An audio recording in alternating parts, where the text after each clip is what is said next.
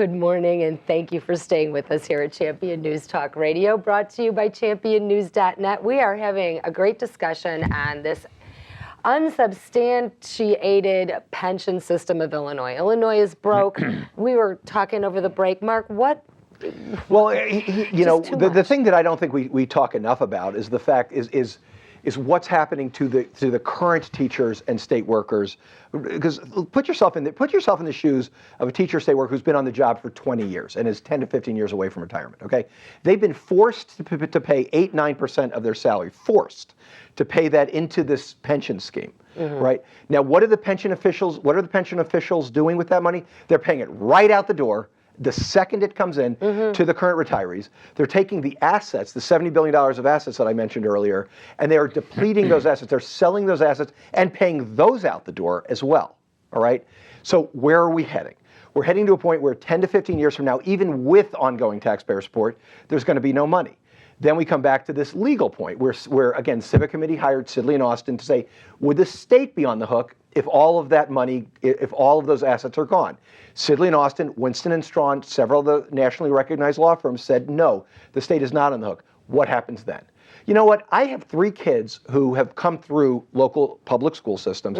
Okay, I can't tell you how much I love, how much I respect what those people have, what the teachers and staff of those schools have done for my family. All right. So my heart sort of really goes out to these people that in 10 or 15 years, they're going to be ready for retirement and there's going to be nothing for them.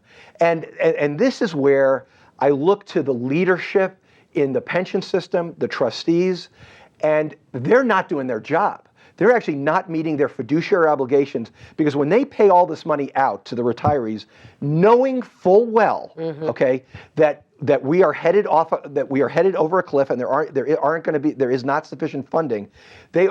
What they're doing is not meeting their fiduciary obligations to current workers. They are not doing. And there are some legal issues here as well. It's like our Social Security system. Let me get into this thing, because you've really set up the rotten system that's running. How did this happen? Well, let's get back to who provided the energy and the money to drive the politics and the finances of Illinois over a cliff. Who did this? Well, I've been doing a long examination for many years about where the money goes for education, supposedly. And what I found out is that the school districts, and there's, I think, 930 of them, and the downstate ones aren't so bad as they are up here in the north. But in all of these districts, they've been wildly spending because, why? It's all about politics. And the money to really turn the politics of Illinois in the wrong direction has come out of the teachers who are paying dues to the union. Now, it's been determined at the Supreme Court level that 80% of their dues have nothing to do with their job.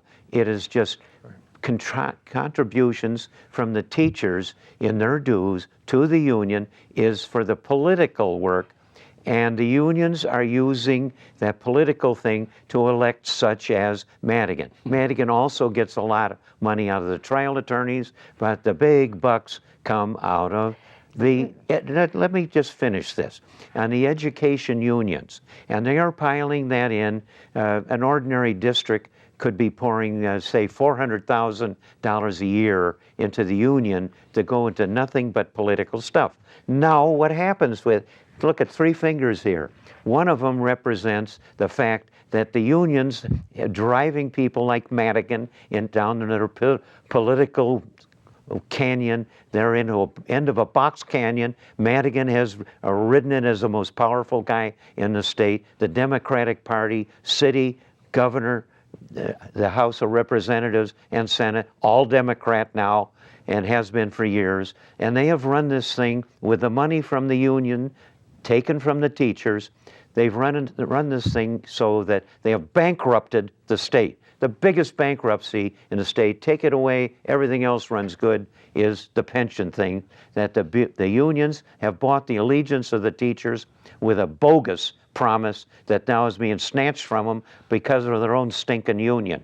The next thing the unions have done, they've not only corrupted the finances of the state, they've also corrupted the politics of the state. That extends way beyond just the schools. It's into everything from the asphalt roads, which Bill Cellini recently convicted, was the biggest guy in asphalt roads. And anything you want to mention, any service goods or anything else that the state or the city or your township's involved with is going through that kind of crap where the people that are in it say to anybody that approaches them, we don't want nobody's sent. It's all about influence. So the teachers' union, the education unions have corrupted the politics. And the third finger comes up, and that's speaking to your children. Because this corrupt business is setting a bad example for anybody, child or citizen, and they have turned the school system into a socialistic mess that is miseducating kids. In Chicago, less than half the kids graduate from high school, and it's terrible all over the place. In the district my business is in, only 4% of the high school graduates are fit to go to a community college without remedial action. Only 4%. So they have messed this whole thing up, top to bottom, money, virtue, everything, the education of our kids. We're all stuck. And who is the driving force? The stinking so-called teacher unions. Without the consent of the teachers, they have made a mess of it in our whole state. We clearly have a lot of work to do. What are our answers to do better? Well, I guess after the break, we should maybe talk a little bit about SB 512, about what's going on in Springfield, and sort of go from there.